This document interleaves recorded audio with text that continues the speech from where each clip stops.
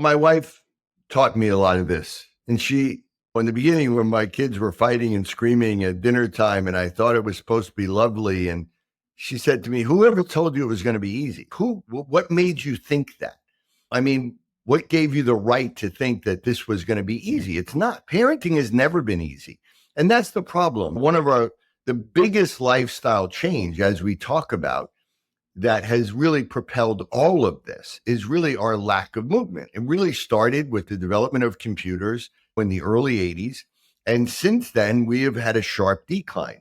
And the lack of movement and the decrease in movement, which is increasing and has increased even more since COVID, has really been the number one lifestyle issue.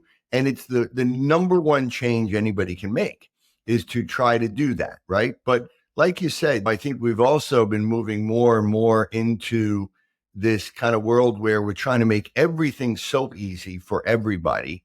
And what happens is we're losing resilience. When you talk about trauma, childhood trauma, adverse childhood experiences, or any trauma, or any difficulty in the world, what pulls some people through and what makes other people collapse? And more, we're seeing that people just fold under any sort of pressure.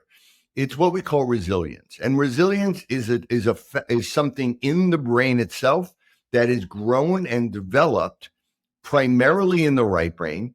And it has to do with being able to emotionally regulate yourself and being able to put yourself in a calm state in the face of chaos or danger. And the only way to build resilience is by challenges, right? It's just like the only way to build a muscle is to push it. If you don't push the muscle, it's not going to get stronger. And if you do everything normal, it's actually going to get weaker. So the only way to push the immune system is to challenge it, not to sanitize the whole world and keep so many kids and make sure they don't eat anything when they're younger. And it's also not to protect them from any difficulty. And yes, resilience is what we're losing in kids, and you're not preparing them for the real world.